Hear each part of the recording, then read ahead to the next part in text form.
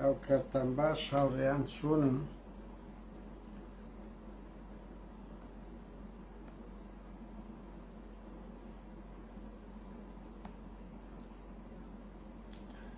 چۆنن؟ بەخێربێن هاوڕێیان من دەقسە و باس لەسەر پەیوەندی پارتی و یەکێتی و داعش، پەیوەندی یەکێتی پارتی و داعش و بۆچ پارتی بڕیاری داوا تەقەنابی لە داعش بکرێت. دەنگم چۆنە هاوڕێیان؟ تخوا دەنگ چۆنە؟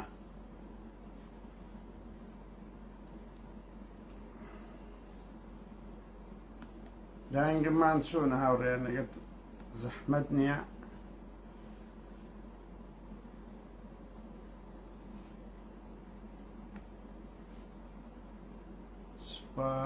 زۆر باشە کاک شێخ میران، زۆر باشە. ڕێز و سڵاومانەیە هاوڕێیان. ئێستا هەندە قسە و باز لەسەر پەیوەندی پارتی و داعشەکەی. داعش پەیوەندی پارتی و یەکێتی و بۆ ماوەی هاوڕێیان داعش عەشر دەکا بڕواو کە 2004 وای نەکردیەوەی ئێستا لە کوردستان دەیکاتن. چێ وەرپرسە لۆوە دەکەن.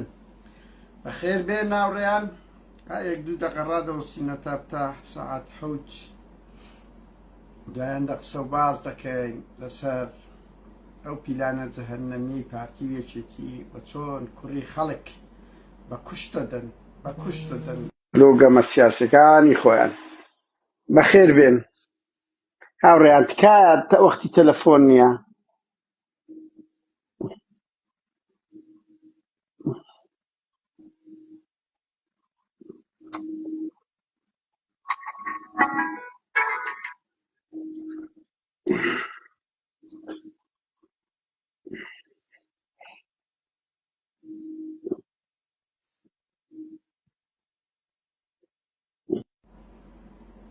ببورن هاوڕێیان، ببورن هاوڕێیان.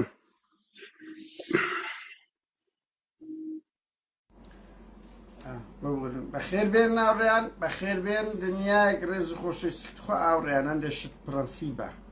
پرەنسیب یعنی یەکە کات ئەوە تەلەفۆن قەتع دەکا دەبی تێبگەی کە ئەوە مەشغوڵە بۆیە قەتع دەکا. دووجار لە سەیەک یان دوای 11 شەوەوە بڕوا بکەن. لەو ڕۆژانە تەلەفۆنم لەو پاڤێل تاڵەبانی بوو کرد، کۆڵێت تەریق بوومەوە بە منیان گوت بەخەبەرە هەتا سەعات 2 شەوێ 11 شەو بووم کرد. گوتی کاکەوە شەوە زۆر درەنگە و کەس تەلەفۆن لەوەکەوە دەکا وتم ڕاستەکەی. یعنی بەندە شت هەیە پرەنسیبە پرەنسیب ئینسان ناکرێت. ئەخر هەر بە خۆشمان ناژین وەڵڵا لەناو ئەو ماڵەی خەڵکێک هەیە خێزانە منداڵە یعنی هەمووان بەخەبەر دێتن. جاریوە لە بیری دەچی دەنگ کسکەی بۆیە با قسەک پرەنسیبمان هەبیتن. هەموو کات جەرەس لێ نەدەین یان کە جەرەس لێدا ئەتر بزانە کە جوابی نەدراوە خەڵک شت و مەشغوڵ دەبێ ئیشی هەیە. هیوادارم ئەو شتانە ڕەچاو بکرێتن. خراپ نییە هاوڕێیان، ئەمە بەشێک لەو شتانە ڕەچاوکردنی ئەوەی بەرامبەریشە. خاستەن ئێستا بوویتە تەلەفۆنات بوویتە بەلاش هەرچی هەڵەستی تەلەفۆن دەکا. یعنی جاری وا هیچی نییە بەس دەردە دڵە دەردە دڵ بەجددی ئاخر ئینسان وەختی نییە لەو خاستن لە ئەوروپای. بەخێربێن هاوڕێیان، بەخێربێن. ئێستا هەندە قسە و باز دەکەین لەسەر و یەک خاڵی کە هاوڕێیان تکایە هەر یەک هەرس تۆ درێت تەلەفۆنی مەسەلەن سیڤان بارزانین دێت، تەلەفۆنی پاڤێلم دێت، تەلەفۆنی مدیری ئاسایش. کاکە وەڵڵاهی ئەخلاقیەن ئەمن ڕێم نادا تا سەر ئێسقان دژی ئەوانم. بەس هەنی لێ لای ئێمە تەلەفۆن دەدرێت یەکێک بەڕاستی پرسی پێ دەکرێت. ناکرێ ئێمە هەر یەکێک هەر نایناسم ئەڵێ توو ڕەش دەبی ئەڵێ بۆ تەلەفۆنەکەم نادێ. کاکە کو دەکرێ ئەمن تەلەفۆنی خەڵک بە کەیف خۆم تەوزیعەکەم. هەندە شت پرەنسیبە. ئەگەر چەند ئێستام تەلەفۆنی هەموو مەسئولەکانم لایە بە زەحمەت بەدەست دەکەی بەس کاچی خۆ ناکرێت تەوزیع بکەم ئاوا بڵاو بکەمەوە. بەجددیمە ینی با قسەک پرەنسیبمانەوی پرەنسیب لە ژیان. ئێمە مۆدیرێکی جوانتر لەو دەسەڵاتای فرێدێنە ناو خەڵک هاوڕێیان. مۆدیرێکی جوانتر لەو دەسەڵاتەی فرێدێنە ناو خەڵک. ئەوڕێ ئێستا قسە و باز دەکەین بەس ئەلەوەی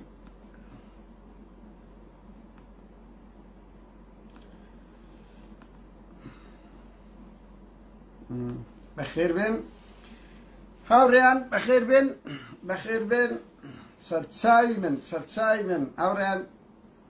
2 هەفتە دەبێت کۆمەڵێک کارەساتی زۆر گەورە ڕووی لە کوردستان کردیە هەر لە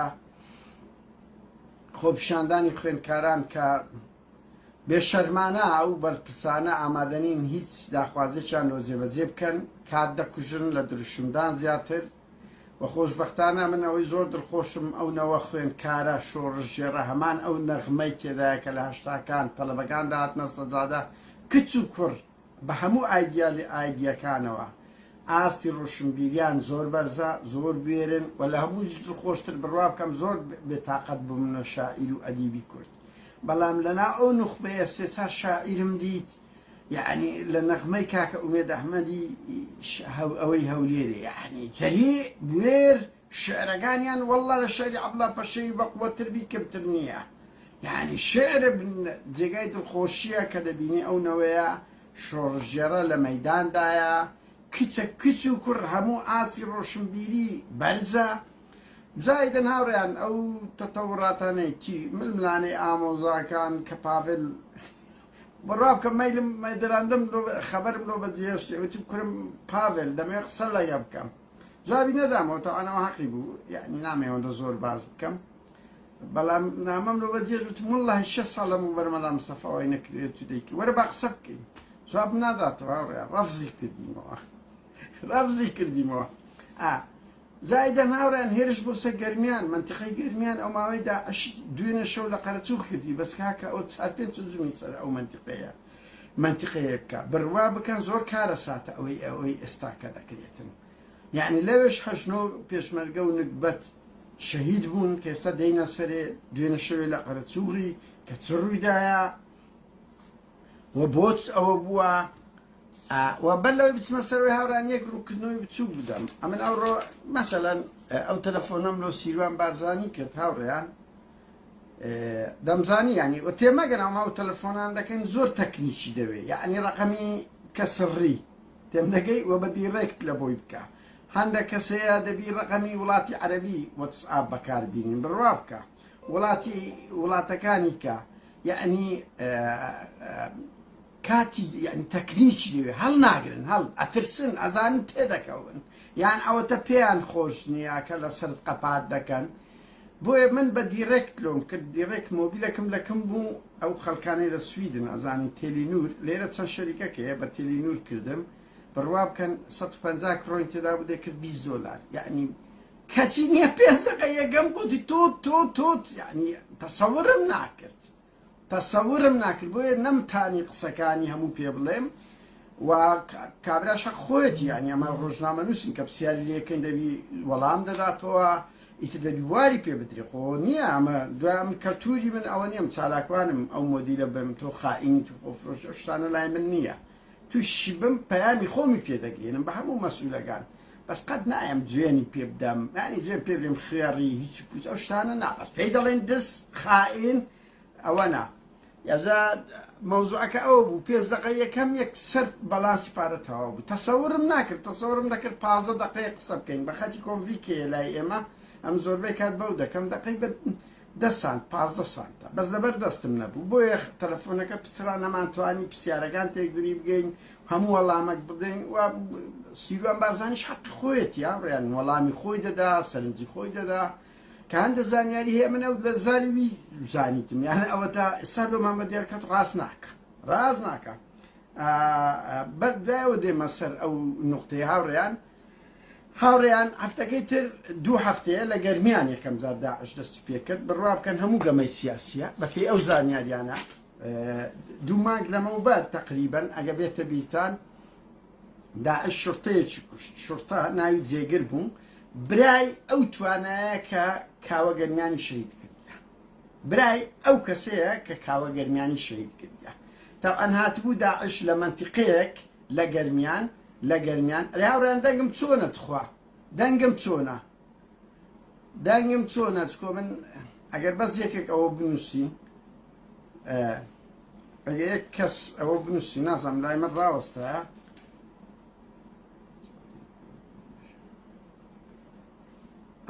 ئۆکەی دەنگ باش هاوڕێیان وەنیە ئێ باشە هاوڕێ سپاس هاوڕێیان تقریبا مانگونی و 2 مانگ لەمەوە بەر بیرتانە داعشاد لە گەرمیان لە شوێنە کە پێی دەگوتری شوێنی وازم ئەوەی خالید گەرمیانی ئەڵێن یعنی گەلێک نزیکە لە ناو کفری و ئەو شوێنە قەت داعش نایگاتێ کەمین دادەنێتەوە یەک کەس دەگرن دەیکوژن ناوی جێگرە برای توانایە ئەو کەسێک کە کاوە گەرمیانی شەید کردیە بۆ زانیاریدان بۆ ئەویان شەید کرد دوای ئەوە کەسەش کە شات بوو وەی زانی بوو دامی سیارەی ئەویشان یەک کوشت بوو کوڕەکەشیان بریندار کرد بوو دیارە جم و جۆڵی کرێگەنا دەیان کەسی کە بەو ڕێیدا تێپەڕی قسەیان لەگە نەکرد بوو لەبەر ئەوەی ئەو جێگرا قسەی کردیە گوتتی ئەوانە ینی بە ئێمەیان گوت توانای برام چەند مانگێک دەچیژێ بەردەدرێ کەچی بەریان نەدایە قسە دەکەی و بە بەڵگە هەیە ئەستاکە کە ئەو توانایە بەنمونە ینی تواناژە زیندان بێت تاقەت بۆ لەسەر ئەوەی بۆیە هەڵسان ئینتقامێک لە توانە لەبەر قسەی کردی گوتیە من هێنیەکان دەدرچێنم جێگریان کوشت بە داعش و دەرێن لە سەیتەرەکەش تاکی دەسەر ئەو ناوی جێگر کرایتەوە کە ئەو تو جێگری یعنی بەس داعش هاتیە کەمینی دانایتەوە بەس ئەوی کوشتیە لەگەر کەسە و یەکەش کە بڕۆن نانەی گەرمیان پرسن دوای ئەو ڕۆیە ئەنی سەیرە و 4 ڕۆژ لەمەوبەر بوو 5 بوو دیسان لە هەمەرەك درایە دەڵێن ئەو هەمەرە گوایە بۆمبی چێندراوی لۆکرا بەس پێشمەرگەکانی چوونە سەریان گولەیان لێدرایە و بەو ڕێدا چوونە بەو ڕێگەڕاینەوە سەیرە یعنی هۆچی هاوڕێ بزانە ئەوە جێگر لەولایە لەبەرەوەی برای توانای بوو گوتینی هێنیەکان باز دەکەم لەولایە بەرپرسی پێرێ بەرپرسی کفری هێزەکانی کفری یەکێتی کە ناوی تاها تیمارە دەریان کرد لەبەرەوەی سەر بە لاهوری بوو دەریان کرد تاها تیمار بڕۆن بپرسن بزانە وتیان وڵات مقەسەری ئەی هاوار مقەسەری 16 ئۆکتۆبەر ئەو هەموو شکستە کرا نیوەی ئەو یەک کەس نەپاڤێر نە لاهور نە بەرپرسێکی ئاسکەری نەسزادرا لە شنگاڵی هەماش کەس نەگرا وەڵا تاها تیماریان دەرکردیە پێرێ وتیان ئەتوو مقەسەری لە بەرامبەرەوەی بڕۆ پرسنە خەڵکی کفری تا چییە ڕسمێکی خۆی لەگەر پاڤێلی بڵاو کردیتەوە ئەو عوسمانەکە شازانم بەرات چی لایە عوسمانەکەی ئەنی مەسەلەن ئێستا بوویتە حاڵەتێک ئەبەو گەمانە تەسفیە ئیساباتی خۆیان دەکەن تەسفیە ئیساباتی خۆیانی پێ دەکەن داعش چی هاوڕێیان داعش بەعسیەکانن داعش خەڵکی پارتی وێچێتی لە ناویاندا هەیە مەرج نییە داعش دروستکرایی پارتی وێچێتی بی یان ئەمریکابی بەڵام هەرێکە قوتبی خۆی دەخستە ناوێ چۆن بەعس پارتی وێچێتی دەیان کادیر و بەرپرسی سەربازی وەکو مستەفا چاوڕەشیان کڕی بوو وەکو واسۆ ئەڵمانی وەکو سەعدی پیرا نهێنیەکان و جەرائیمیان دەکرد هەیە لە شەڕی ناوەخۆ جەریمەی زۆر کردیا بەنمونە ئەمە لە شەڕی ناوەخۆ گولیان لێدان کەسێک لەیدان گوتیان ناوی زەیتۆ بوو سەر بە مخابەرات بووە سەر بە مخابر بۆی شەڕەکە تیربی یعنی پیاوی خۆیان هەیە لە ناوانە دێن ئەو تاوانانە دەکەن بە ناوی داعشش ڕادەگەێنن بەس خۆ داعش یعنی هەیە لینچی هەیە لەگە پارتی وێچێتی و پارتی وێچێتی لینچی زۆریان هەیە و ئێستا داعش بوویتە کارتەچی گەورەترین کارتی سیاسی پارتی وێچێتی لۆ ساباتی خۆیان لۆ ململانێ لە هەمووی گرنگتر هاوڕێیان 15 مانگ هەمومان دەزانین بڕیارە ئەمریکا هێزە شەرکەرەکانی بکشێتەوە ئەوانە دەبی بێن جۆوەک دروست بکەن بڵێ بابەوە زۆر خەتەرە داعش خەتەرە دەبی بمینێنەوە ئەگەر ئەنگۆ بڕۆن ئەوە دەبیتن ئەوە وەکوەکان هاوڕێیان بەهەندێ نمونە بینینەوە هەمووانە لە بیریانە لە 74 کە حکوومەت و هەفتایان 74 مەشهورە پێشمەرگە پارتی لەگەڵ حکوومەتی بە ئەستەنسیقی کرد جاشەکان لێیان قەومە دەیانگۆ جاشەکان تەقەیان بە حکوومەتی وەدەنا بە خۆیان هەتا بڵێ پێشمەرگە مایە ژیتەمەکەیە لە کوردستان پۆز لە قائیدەگە کرا ژیتەم ئەیگوت کە وەزع هێوردەبەوە جەنرالەکانی تورک بە خۆیان تەقەیان دەکرد بە ناوی پەکەکەی دایانگۆ لە بەرەوش بازاری جەنەڕاڵ بازاری سەربازی لە شەردایە کە شەڕ نەمینێوان وەزعیان خراپ دەبی لە 2003 بیرتانە پارتیوێکێتی کرک و باڵیان کرا من باشم نەبیرە خەبەر دەهات دەیانگوت بن مەسیفی سەیتەرەیان پێهەرگیرەیە کە دەسەڵاتی پارتیوێکێتی زنمە هەسا پارتی لەگەڵ یەکێتی بە تایبەتی پارتی دەمی حزبی بەعس و قاعیدە ئەوانەیان کرد زندیان کردنەوە لۆ بەئیتر ئەمریکایشی پێیان بوو ئەتو هاوڕێیان یانی ئەتو تورکیا ئێران سووریا دیتان تورکیا چەند گرۆپی تیرۆریستی قاعیدەی سووریا سەر بە تورکیا بوو ئەنسار ئەوە ئەو باڵەی باڵج هەر بە تەواوەتی بە ئاشکرا و خودی ئەمریکاش باڵی خۆی هەیە وەکو ساڵح موسلیم گوتی جارێک ساڵح موسلیم هاوڕێیان جارێک گوتی ئێران داعشی خۆی هەیە تورکیای خۆی هەیە سووریایی خۆی هەیە ئەمریکای خۆی هەیە هەموو هەیتیان پیاوی خۆیان لە ناویانە بەرپرسیان هەیە تەمویلیان دەکەن و داعشیش ڕەنگیان لێجار بزانیت هەر ئیستیفادە لێ دەکەن ئیتر بوویتە کات ئێستاکە بۆ ئەوەی مەسرور بارزانی بڵێ کاکە ئەو زەختەی لەسەر من دەکەن لەسەر زیندانیانی بادینان لەسەر کرا ئەو زەختەی لەسەر بیلاڕوسیا لەسەری کرا ئەو پرۆتستۆیە گەورەی نییە دەوڵەتیە و ئەو خۆپیشاندانی خوێنکاران و تیرۆری عەقیدەک ئەوە هەمێکێتی هەستا بە داعش هەموو خشتی لەبیر خەڵک بردەوە هەم پارتی چێ ئاگای لە بیلاڕوسیا ما چێ ئاگای لە ناڕزایەتەکان ما و ترسی گەورەیان لەوەیە دەبی وڵاتە هاوپەیمانەکان بمینێتەوە چۆن دەبی ببینێتەوە دەبی داعش زندیکەنەوە دەبی داعش بەهێز بکەن بڵێن کاکە داعشەیە ئەوە مەڕۆن چکو ئەوان لەوەی قازانجێکی گەرەک زۆر دەکەن ئەزانن پیاوی دەوڵەت نین پیاوی ئیدارەی وڵات نین ئێ هەڵدەستن داعش زندی دەکەنەوە هاوڕێیان زۆر کەسەیە بڕوا ناکە بە مەبدەئم یعنی من کە قسە دەکەم مەسەلەکە ویژدانیە نەوەک مەسەلەکە قیم کە سیاسەت بووە قیم ڕق لە بەرامبەر دەسەڵاتیش بەتاڵ دەبی لە فکر لە مەبادە ئینسان ئیش دەکە یعنی من ململانێش دەکەین ئەو تەلەفۆنانش دەکەم دەمێ ئەو پەیامانەی هەمانە ببینە ناو ماڵی مەسئولەکان ڕوبەڕوو پێیان بڵێن ئێمە ئەوە تێڕوانینمانە لەسەرتان ئەوە تێڕوانینمانە لەسەرتان و ئێوە هیچ مقدساتان نییە بەشەرەکن وەکو هەموو ئینسانەکان بێ بە تەلەفۆنەکانیش ڕوبەڕوو وەکو ئەوڕۆ سیروان بارزانیم گوت تو ئینسانێکی فاشلی پێم گوت کە تۆ ئەمرت کردیە نابی خەڵک ئەوە بکرێ هاوڕێیان بڕوان پێ بکە بڕۆن بپرسن وەلەو ماوەی ڕابردوو ئەگەر یەک پێشمەرگە تەقی بە داعش وە نابی پێش ببورن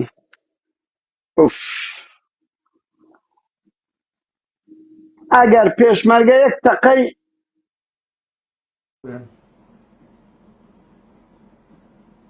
ئەگەر چەکداری پارتیوێکێتی یەک تەقەیان بە داعش وە نابی ئەوامریان هەیە فەقیرانە یعنی مەسەڵەن ئێستاکە من ئەوڕۆ خەبەرم زانی باش هەشت پێشمەرگە و برای یەکێک لەو شەیدانەی سێ شەیدەکەی ئەڵێ چەکدارەکان هیچ تەقەیان نەکرد بەس ئەو پێشمەرگەکان باسی دەدەی ئەوامرمان هەیە لە بۆمان نەبووە هیچ تەقە بکەین ئەوامر هەیە ئەوامر یعنی ئەوامر هەیە بڕوا بکەن چەکداری پارتیوێکێتی بە منی گوتێ وتی گریان ئەلێرەمان بووە لەبەر چاویمە حکوومەتی عێراق بە تەیارە لە داعشیدا بریندارەکان بە مین و بوس بردراینە کە ئەو چەکدارانە خزم و هاوڕێی ئێمەیان شەهید کردیە بە ئێمەیان گوتێ سەنگەرەکان چۆرکەن بڕۆنە ئەو لای لەبەر چاومان هەمووانیان بردیە 6-7 مانگ لەمەوبەر وەڵا ڕەنگی 8 مانگێک بی تەحەدا دەکەم وتی چوینە شوێنی داعشەکان هەموو شتانەی وەکو کەبابی ئەبوو شەهاب و خواردن و خۆراکی لە هەولێرێ دەڕوا لە بۆیان لەوێن دەرکەوتیە لەبەر چاوی ئەوە بڕۆ ئەوە پێشمەرگە و چەکداری پارتی بوو پارتی یعنی نەوەک بڵێ وەک کاک فەیسەڵ سیان یەکێتیەوە لە ململانێ بەنمونە و کاک فەیسەڵیش زۆر ڕاست دەکات فعلەن پارتی ڕێگا نادا ئەوامر هەیە و نەگەێستە هاوڕێیان بڕوان پێ بکەن من 2014 مانجی سێ بوو خزمێکمان شەهید بوو ئەو عەلی حوسێن و نەوزاد هادیە چوونە ماڵیان وتی ئێمە لەگە داعش قسەی خۆمان دەکەین هێشتا شەنگال و موگرتنی مووسڵ نەبوو ئەمە ڕێکەوتنمان هەیە کە نابی تەقە لە یەکتر بکرێ چۆن خەڵکیمەیان کوشتیە ئەوە 2014 و هەمومان لە بیرمانە کە مەسعود بارزانی و سیلڤان بارزانی بە شانازیەوە لە دوای گرتنی مووسڵ ئێستا ئێمە لەگەر وڵاتێک بووینە دراوسێ 1050 کیلۆمەتری لەبەردەستایە بە ئاشکراوەیان دەگوت بەڵام پارتی بە تەواوەتی ئەمە خەڵک لێرم لەو ڕوانگەوە دەزانم بە پێی ئەو زانیاریانە و یەکێتیش ئەو ماوەی دۆکو گوتم داعشەکانی خەتمایلەکانی خۆی بەکارهێنا لە تەسیع حساباتی دەرکردنی خەڵک کوشتن ئەوکەوەی جێگریان کرد کە بەتەما بوو نهێنیەکانی شەید کاوەگەرنانی باز بکات یعنی لە 2014ەوە و پارتی مەسعود بارزانی بەخۆی چەندین جار ئەگە بێتە بریتەندێرە سەرمان لەوەی سوڕمان لەوە داعش لە گرتنی بەغدا کشاوە لە بۆ هەولێرێ اتفاقیان هەبوو کاکە خۆ بەڵگەنامە بڵاو کراوە هەمومان لە بیرمانە تجارەتیان لەگە داعش لەو پەڕی بێ شەرەفی بوو چێ گیرە چار پێنج کساق بە تەنچی گیرە فەقیرانە لەعلم کوڕی مەسعود بارزانی مەنسوور بە سەدان پیکەبی برد بوو دەیان مەسئولی پارتی وێچێتی تجارەتیان لەگە داعش کردیە بە ئاشکرا لەولاش بە هەزاران کوڕی هەژاریان بەکوشتە ئەوەی دوێنێ شاوڕێن ئەوەی دوێنێ شەڕی خدر دیزەی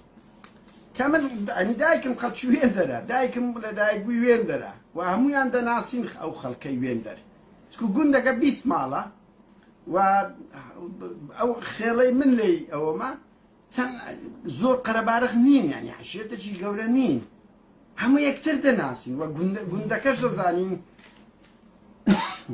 چۆنە و لە چێکەتیە داعش چەندین جاری کات یعنی لەو چای قەرەچووغەی سوورایەوە هەر ئەو ڕائیدە شەهید ببوو بڕواب کە لای برادەرێک گوتبی ئەی هاوار 200 مەتر داعش لێمان دوورە لە بۆمان نییە تەقەی لێ بکەین بەڵێ کا غازیسیان ئەو ئیش بە ئاشکرا ینی لە ناو دەستینان کە پارتی تەنسیقی هەیە و ڕێنادا تەنسیقی هەیە و ڕێنادا کە من ئێستا زانیاری کەشەیە باز دەکەم هاوڕێیان زانیاری کەش هەیە جگە لەوەی کاغازی کە دەستی خۆش بیت دەستی خۆش بیت دەبۆ باسکردن ئەمە خەڵکی ئەو مەنتیقەی کو دەکرێت ئەوها خەڵکی ئەو مەنتیقەی قەتل و عام بکرێتن و داعش بەکەیف خۆی تەڕاتێن بکرێتن تێیدا کوڕی خەڵک بە کوش بدەن چیە لۆگەمەی سیاسی خۆیان لۆگەمەی سیاسی خۆیان دەبی قسە بکە خەڵکی ئەو مەنتیقەیە قسە بکە ئەو کەسەی کە ئەو ژنە بەتەمە ژنە داچی ئەو سێ شەهیدەی لە خۆی دەڵێ ئەوە ئارەزووی خۆیەتی غەدریان کرد ئەو بنەماڵەیە و قسانیان کرد تەعاتفی هەموو خەڵکیان لە خۆ وەرگرتەوە لۆ ڕازیکردنی پارتی بە خۆشیان پارتی ناوڕیان بۆ زانیاریت موختاری گوندەکەی ئەو ماڵە بوو موختاری گوندی خدرزیزە دەڵێن ئەو ماڵەدا پارتین بە خۆیان زۆربەی لە ئەوەی ما پارتیە خێڵەکەی ئێمە پارتین بەڵام یعنی هەندە شتێکا کە سێ جەرگت ڕۆی سبەی دووس بەیجە تو دەڕۆی لە مەسعود بارزانی نەڕۆیە کە ئامادەکە لە کە بنەماڵەی جەلال تاڵەبانی مەسعود بارزانی بنەماڵەی نەوشیروان مستەفا بە هەر سێ بنەماڵە یەک کەسی برینداریشیان نییە یەک کەسی برینداریشیان نییە باشە بۆ خەڵکە ینی کوڕی خۆتان ینی کە گەورە دەبی تا گەورەی دەکەین هەمومان باوچین بە چه عەزاب و ئازارێک ئەمە بە فەقیری ئەمن گەورە بوومە بەس کوڕی من بە فەقیری گەورە نەبووە لە وڵاتی سوید لە دەستی لەگە گرتینە ئی باشە بۆ لێ دەگەڕێت سێ کوڕ بە یەک زاری بڕوا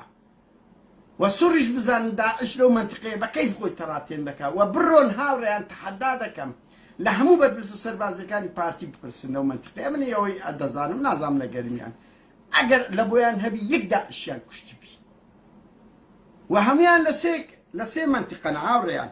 داعش لە سێ ئەشکەفتیە بە ئاشکرا ئەوە ڕاز ناکە سیروان بارزانی بە تونێلی هاتیە هاوڕێیان لە ئازیکەندە کە پایتەختی ئەو خێڵەی ئێمەیە ئەشکەفتە چیلەیە لەوێن دەرخۆیان شارتەوە لە قەڵای سۆرانن قەلاتە سۆران و لە عەلیە ڕەشی سێ ئەشکەوتە لەو سێ ئەشکەوتەنە 200 مەتریش لە هێزە چەکدارەکانی پارتی دوورن سێ ئەشکەفتە لەو سێ ئەشکەفتەدا هەر ئەوها کە چێ تەمویلیان دەکا چێ تەمویلیان دەکا کو دەتوان بەکەی خۆیان بەناوە و مەنتیقانەی دابسوڕێنەوە هاوڕێنەوە پرسیار ناکەن لۆ دوو مەعمەل چیمەنتۆ هەیە کە کۆمپانیای کاری نیە سیلڤان بارزانێ بزانە قەت دەستی لێ دەدەن کۆمپانیای کار کە ئەوە لە کن نزیک بازاڕگەیە کۆمپانیای کارە مەعمەل چیمەنتۆ بزانە قەت دەست هێشتا بیرە نەفتە چی دەدەن یخۆ ئەوەی خورمەڵەی لەوێندەرە ئەگە کاک سیروان بازانی ئەگەر ئەوان وابن ئەوان ئەگە داعش زڵدینگۆ بن دوو تەقەی لە خورمەڵەی دەکە بە قوربان دوو تەقەی بە خورمەڵەی وەدەنێ کە 135 نەفتی کوردستانی لێیە باشتر بۆ نایە دوو تەقە بە نەفتوە بنێ بۆ نایە تەقە بە کارگەی چیمەنتۆوە بنێ باشە داعش ئەوەندە گەشەی کردێ لەو دیسان سەر لە نوێوە شەریکەش کە کارگەی چیمەنتۆی لە نزیک لەو بەرەی گردەڕەشەی دادنێن مەعمەل چیمەنتۆیەک لە گردەشینەی بەدەستە ڕاست با دروست دەکات لە مقابلی ئەوی وازەم ئەوەی مەسرور بازدانی مەسعود و نێسیر مەسرور و نێتیر ئەوان چیان هەبی ئەو دەبیتکەوە ئێستا نێتیر مەعمەل گەچێکی هەیە لە نزیک مەخمور و دیبەگەی ئیتر مەسروریش وا خەریکە مەعمەل چیمەنتۆیەکی لەوێن دەردادەنێتن ئێگە داعش لە بنچیا قەرەچووغی ئەو هەموو بارەگای هەیە بۆ دەچن اقتصادی خۆتان دەخەنە وێندەر بۆ داعش نایە لە کارگەی چیمەنتۆ بدا لە نەفتان بدا کورە لە زەربەیەکی اقتصادیتان لێ بدا زەربەیەکی هاوڕیان تکایە نەنامە نە ئەوە تکایە چی برایانە وەڵڵاهی ئەوە هەژنۆ نامە و دووسێت ئەو بۆ خۆتان دیتان تکایە ئەو پێنج شەش ئەو نیو سەعاتەی بوار هەیە قسە دەکەم هەندێک زانیاری هەیە ئەدەی ئەنی داعش لە سێ ئەشکەفتە ئەو بەبەر چاوی پێشمەرگە خۆ ڕسم هەیە چەند کەس ڕسمەکانی داعشەکانی بڵاو کردەوە ئەو پێشمەرگەیە فەقیرانە لە بۆشیان هەیە تەسویر بکەم بۆ زانێ ئەم بەو پێشمەرگەم گوت کە چەند مانگ لەوە وتم باش بۆ تەسویر نەکورد گوتی لە بۆمان نییە مۆبیلش ببین ئەو هە تەقەیدیان لەسەرە تەحەدای سیروان بارزانی دەکەم ئەگەر ئەوامر نەبی پێشم گوت ئەو ڕۆ بیرتانی دوو جاریش تاکیدم کردەوە لێی ئەگەر پێشمەرگەی نەکبەت لە بۆی هەبی تەقە لە داعش بکە ئەو زۆر کارە ساتە لە العلم داعش هیچ ویژدانی نییە هیچ زەمیری نییە هیچ ڕێککەوتنیش نازانی کۆنیش پارتی ڕێککەوتنی لەگەر کردبوو لێی بایداوە چوو هەمووی گرت ئەو لە بەغدایە ڕاکشاوە هات هەولێریان گرت دوێنش خۆ بۆ زانیاریتان هاوڕێیان قەزەی دوێنەی ئەو گوندەی ئەوەیە من زانیتم داعش هاتە ناو گوندی خدرجیزەی بە کەیف خۆی هەش پێشمەرگە لە مزگەوتەکەی هەبووە تەقەیان لێ نەکردینە لەبەرەوەی پێشمەرگەی گوتی گیان ئەوامرمان نییە تەقەیان لێ بکەین داعشەکانیش بە پێشیاندا تێپەڕینە لە مزگەوتەکەی خدرجیزە بوونە لە مزگەوتەکەی خدرجیزە بوونە داعشە هەش پێشمەرگە بە چەکەوە لەوێندەر بوونە لە بۆیان نەبووە قسە بکەن هاتینە بەکن ئەو ماڵی داتنە کە دەڵێن ئەو ماڵە مختاری ئەوەنە پێش زارش کەش ئەو ماڵە تەقەیان لە داعش کرد بوو کە بەوێ تێپەڕینە تەقەیان لێ کردینە داعشەکان لێیانداینەوە بە ئارپیجی لێیاندایە لە پێشمەرگەکانیشاندایە ئەوجە داعشەوە بە یعنی چەند زاریت کە بە ناو خدرجەی هاتی چی ئەو بوونە نە پێشمەرگە قسانەکردن نە ئەوانە خەڵکەکە و هەر ئەو ماڵە نییە بۆ زانێ 20 ماڵ لە ناو خدرجەی هەیە 20 ماڵ لە ناو خدرجەی هەیە زیاتری لێیە چەکدارەکانی پێشمەرگە گوت بیان لە بۆمان نەبووە تەقەیان لێ بکەین باشە لۆ لە بۆی نییە داعش ئەو داعشە درڕندا بێتە ناو ماڵت بە کەیف خۆی بێ بسوڕێتەوە لۆ لە بۆیان نەبی تەقەی لێ بکەن ئەو عەقدە چییە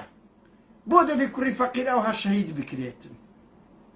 ئەوە داعش لەو لایە و پێشش پێشمەرگەیە نەکبەتە هاتبوون ئەوە ڕاستە کەتبنە ناو کەمینی لێیاندا بوون بە برینداری شەیدیان کرد ناوڕیان چوونە سەریان بۆ زانیاریتان ئەوەی سیروان بارزانی باسی کرد ئەلەوەی ڕاست دەکە بە کەمینی هاتینە ئەوان ئەوەی کامیرەی حەرارەی ئەوەیان پێیە کە من سەباز ئەوەش دەکەم لێیاندانە دویان شەهید بۆ سلێکرد کە بە برینداری بە ڤیدیۆشیان کردی داعشەکان لە پەیجەکانی خۆیان بڵاویان کردیتەوە باشە بۆ کوڕی کورتوای لێ بکرێ سێ کەس لە یەک ماڵی شەهید بێ بەناو گوندا بێ و بڕوە گەورەترین دوژمن لەسەر چه ئەساسێک ئەو ڕێککەوت نەکرایە کە نابی تەقە لە داعش بکرێ باشە من ڕاز ناکەم بڕۆ تاریخی ئەو ساڵی بڕۆ لە خەڵکی مەخموری بپرسن بڕۆ لە خەڵکی دیبەگە و ئەو گوندانە بپرسن بزانە قەت یەک داعش ژیرایە و کوژایە لە ماوەی ئەو چەند مانگەی یەک داعش ژیرایە و کوژایە ئەو ڕێککەوتنە سە ئەساسە کرایە ئەگە داعش وا درڕندەیە باشە ئەو وێنەی پیشان دەدەن هێ باشە بۆ دوو کەس داعشتان نەگرتیە لە ماوەی ئەوەی ڕاستە هاوڕێیان لە هەولێر هەیە بەس لە سلێمانی هەنا بەڵام ئەوەتە بڕۆ بپرسن بزانە چەند شەڕ لەگە داعش کرا لەلایەن ئەوە بەڵام لەوە 2 هەفتەی زیاد بوو ئەمریکا دەڕوا چۆن لە عەبدەی شوبات بیرتان هاوڕێیان لە عەبدەی شوبات هەم نەجاتی عەلی فاتم کەوا نیشانەی دەگرت لە داعشەکان گوایە لە گوندەچی هەر سزنەکانی خۆیان بوون بەریاندان لەیان دەدان گوایە داعش هجوومی کردیە هەژنۆیەکی کوشت ئەو نەجات هەر لە تەلەڤیزیۆنیۆم بەخۆم دیتم یەکێتیش سەچارێکی پیشاندا بووکە لە عەبدەی شوباتی 2011 بەجلی مغاوری ئەوە کاتی داعشیان هیناگۆڕە دیسان گوتیان داعش هجووم دەگاوانە چکەوە خەتەر دەبی ئۆ دوژمن هەیە و خەتەر هەیە و وەختەکە وەزعیان خراپ دەبی ئێستا شەماشتە وەزعیان خراپە دێن کاتی داعش دەردەینن چێژ باجەکەی دەدا ئەوە 15-20 پێشمەرگەی کوڕە نەکبەتی کورد باجەکەی دەدا ئاوا خەڵک دەربەدەر دەبی سیروان بارزانی ئەوەتان نییە ئەمن ئەوڕۆ کوڕێک تەلەفۆنی لۆ کردم باشە تەعەن یعنی وتی بە سیروان بارزانی بڵێ ئەو من لێرە بەڕێزەوە دەڕم قەت تەعەن ئەم زمانم نایەن لە وشەیە وەکو سیروان مامزویان ئەوەتە هەندە قسە لەسەر کۆسرەت و عمەری سید عەلی و مەسعود و ئانە قەت بەڕێزەوە یعنی لەو نوقتان بەڕێزەوە چێ پێیان دەڵێم دز و خائین بەڵام قەت هەندە مستەلاحات هێنان سیروان بارزانی ئەگەر ڕاست دەکەی وەرە ئەمە ئەو برادرە گوتی پێ بڵێ هەر کامیرەیەک بە 7 وەرەقەی لوت پەیدا دەکەی کاکە هەر کامیرەیەک بە 7 ئەو دوربین کامیرە و ڤیدیۆیە لۆت بە 7 وەرەقەی پەیدا دەکرێت وەرن ئەگەر ڕاست دەکەن هاوکات وەرە هاوڕێیان برادرش کە تەلەفۆنی لۆ کردم لەوێن دەربوو وتی لە بدایەتی شەڕی داعش هەموو ڕەبایەکانی قوقلیان درایتیە بەڵام هەموو مەسئولەکان دزیتیان فرۆشتیانەوە باشە ینی تەحالف بەجددی میلانۆت بداتێ هەمەرت بداتێ کامیرەی دوربینت ناداتێ کاش سیروان بارزانی کە دەڵێم دەوێ وەڵای کامیرەی دوربینمان نەبوو لە بەندی هەراری هەتا وەکوو بتوانی کاکە هەمووتان درایتێ هەر ڕەبایە و قڵەچی دایتێ ئەو پەیمانان یعنی وەکو گوتم هاوپەیمانان هەموو ڕۆژێ و مانجێ دەبینێن کاروانی چەک و تەقەمەنی میلانۆتان بدەنێ میلانۆ هەمەتان بدەنێ چەکی هەرە پێشکەوتوتان بدەنێ ئەوەتان نادەنێ یا هەمووتان دزی هەمویان دزی هاوڕێیان بڕوا بکە نەک تەعەنەوە مەرزنی هەر هەبووی مەسەلەن مەنسوور و مەسرور و ئەو لای لەو لاش پاڤێل و قوباد و کوڕەکانی شێرزەنجی بردبیان لەوەوە نامەسوولە گچکەکانی کەشە دزن بڕوا بکەن ئەوە باز دەکەن دەیان گوت مەسەلەن بە قەست 20 دقەیان دەکرد 100 گولەیان وەردەگرتەوە مەسئولە عەسکەریەکان دەشیان فرۆشتەوە و ئەو پێشمەرگە بەرنی گوت وتی وەڵڵی هەندە شتی باز دەکەن چ دەردێک جگەلەوەی مەعاشیان نادنێ ئەو خواردنش لۆیان دەڕوا 180 دەفرۆشێتەوە بڕۆن لە هەموو ئاشەوانەکان برێم فرنسیەکان برسن بزان مەسئولە عەسکەریەکانی ئەو دوو حیزبەی چەند تەن ئاردوو خواردن دەفرۆشنەوە ئەوانە 3 بەشی نادەنە پێشمەرگەی نەکبەت بڕوا بکەن 3 بەشی نادەنێ ئەو پێشمەرگەی دەگوت چوومە ئانوت ئەوەکەی مەخزەنەکەی بە هەزاران قۆدی و خواردنی باش و ئاردوو ئەوە دەگوت نان و تەماتەی دەدەنەمە نان و تەماتەیان دەدامە هاوڕێیانەوانەوە بێ شەڕەفن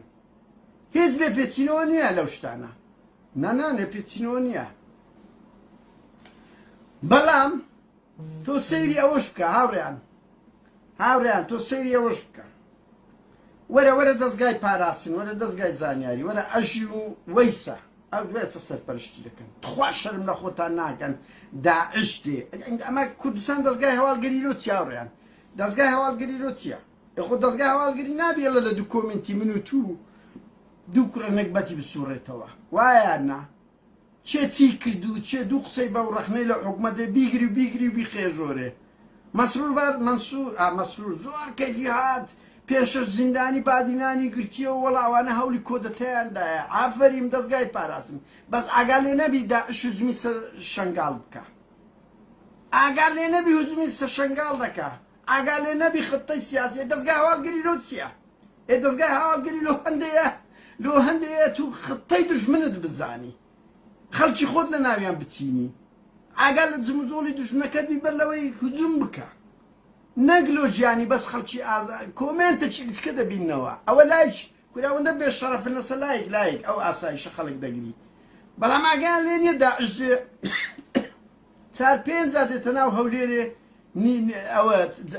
تاوان دەکات ئەگیان لێ نییە ئەوە ئابروو چوونە لەو پاراستن و زانیاری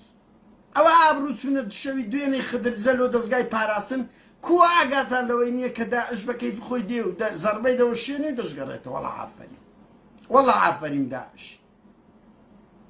هێزێک دێ لە منتیقەیەک هاوڕێیان تەعەن هەموو ئەو سەچیایە پڕی ڕەبایەیە وەڵا ئەوی باز دەکەن بەدەیان ڕەبای پارتی لێیە هەموو سەر قۆبکەکان و یەک عەرەبی تەعریب کراو نمایە لەو منتیقەی هەمووی ئەوەیە هەمووش کوردە گوندەکان کەچی داعش بە کەیف خۆی دێ و دەگەڕێتەوە ئەوە دەڵێ سیروان بارزانی بە ئێمە دەڵێ مەسەلەن لەو بەری عێراقیەکانەوە بڕوان پێ بکەن برادەر چوویتەکەن زەڵابتی عێراقیەکان گوتیتی وەختە بتەقینە داخان 50 راپۆرتمان دایتە وەزارەتی دیفاعی عێراق کاکە پارتی تەنسیقی هەیە لەگە داعش شتێکی بکەن ئەوان نیگەرانن ئەوان تووڕەنە بەرەی زۆربەی قووەتەکان شیعەن لەو منتیقانە ئەوان ئەوەنە حکوومەتی عێراق بێزارە لە دەست پارتیکە ئەو تەنسیقە کولەی هەیە شیعەکان لە بەرامبەر داعش توندن لە بەرامبەر بەعسیەکان توندن ئەجەمە مەوزوع ئافەریم لۆ دەستگای پاراستن و زانیاری ورترین شتی مەسە ئێستا کە بڕۆ دەستە جەماعەتی لاهور شێخ زەنجی هەموو شتێکیان دەکەنە بەڵام ئاگایان لە داعش نییە لەم دەبێ ئەمنی دەستگای زانیاری و پاراستن دەبێ لە خەریکی داعش بن خەریکی مخابەر موعامەرەکانی ئێران و تورکیا بن خەریکی موعامەراتەکانی دەوڵەتە داگیرکەرەکان بن نەک دەنگە ئازادی خوازەکان نەک دەنگە ئازادی خوازەکان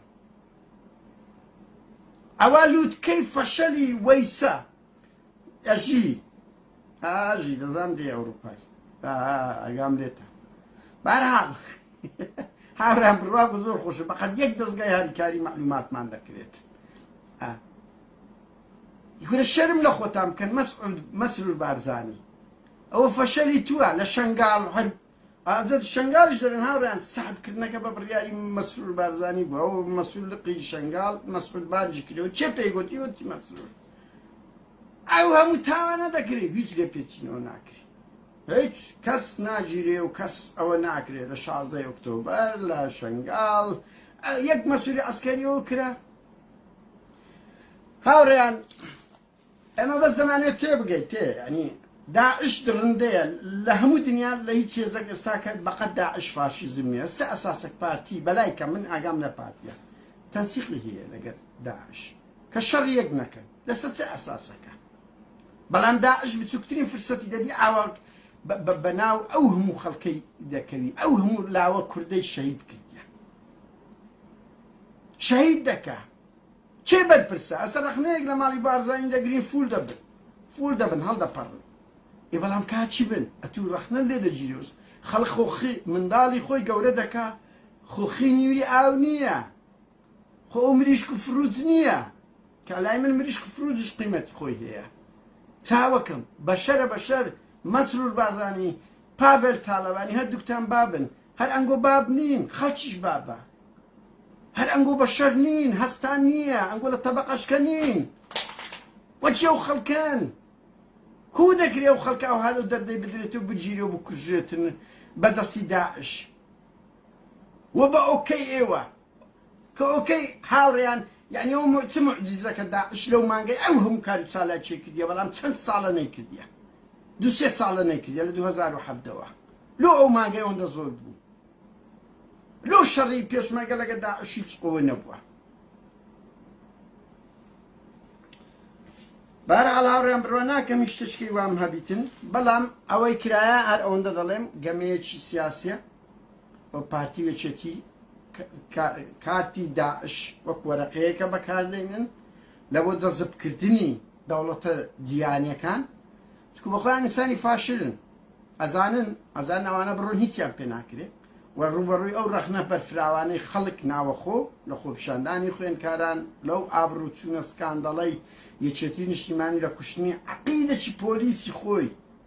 بەو شێوە بەربەریەی وەرە زۆر خۆشە دەرێ وەڵا عەقیدەکانی کوردە ئەمر قەبزیە بووە تەسلیمیەوە کرد چێشکایەتی کردێتە ئێستا نەمانزانی وەک ئەمە هەرزانیت ما عەقیدی پۆلیس خەڵک بگری تیرۆر بکا و حکوومەت خەڵک تیرۆر بکە نەمانزانیا هێزەش میلیشیا بێ حکوومەت تیرۆر بکا و بە شانازی شێچێتی بڵاوی کاتەوە لە ئەنجامی ئەو زەختە گەورەی لەسەریانە کاتی داعشیان ڕاکێشایە و ئیتر قوربانیەکەش ئەو خەڵکە نەکبەتە دەبیتن کە بەشەچی ئەگەر پێی خۆشە کوڕی خۆی بکوژێ بەڕاستی بڵێن یعنی ئەگە خەڵکێک تا ئێستا نەگاتە قەنەعەت کە ئەو پارتی وێچێتیە ئەخە کاتی پێشمەرگەتی ئێستا ئەو چیایی نانی تەماتە دەدرێتە سێ مانگ مەعاش نادرێتێ ئەگە بڕوات داعش بەبەر چاوت برادەرەکانتی کوشتیە هەر پارتی هەر بڕوات بەو بارزانیە هەیە هەر بڕوات بە یەکێتی و بە پاڤێل هەیە ئیدە وەڵڵا مستحەقی بکوژێ بەجددی مە مستحەقی ئەو حالە لەگە بکرێ یعنی ئەمە لەو خەم لەنگۆ بخۆن کە ئەگە بەو دەرەجەی یعنی عەقڵ کاکە یەک دوو سێ ناکردواری خۆمان ناڵێ جارێک فێڵیان نێکردی خوا بیگیری زاری سێم خوا بمگری ئێکاچی من تۆ بەبەر چاوت دەبینی داعش لە بۆ نییە تەقەی لێ بکەی قوزە قورتت دەدرێتێ مەعاشت نادرێتێ منداڵی مەسئولیش یەک شەوی بە چەندین ملیۆن دۆلاری سەرف دەکا لە قومار و لە ڕابواردن ئێگە دیفاع لەو حیزبەی دەکەی وەڵە شایستەی ئەو ژیانە کۆڵە مەرجی و مردنەی هاوڕێیان من لە کۆتاییدا سوپاسان دەکەم بۆ ئەو کاتەی بە منتان تەرخان کرد پێکەوە جێمان لە قسان هەندە قسە و باسمان کرد ببورن هەر کەم کورتێکمانێت چکو ئینسان دەبێت سوپاس بکە خەڵکێک لەگەڵ لە خەتدا دەبێ و ژێ لێ ڕادەگرێت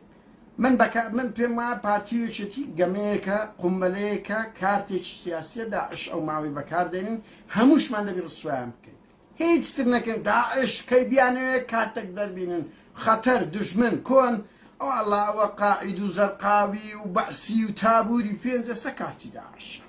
هەموو ڕابواردنە بۆ ئەوە دەبی ڕسوایان بکەین ڕسوایان بکەین داعش پارتی وێچێتی لە پشت نەبی ئەو هێزە نین بێن ئاوا بێن لە گوندی خەڵکی کوردستان ئاوا بتەقێن و بکوژن و بگەڕێنەوە ئەو هێزە کاریگەرە نین خەڵکی کوردستان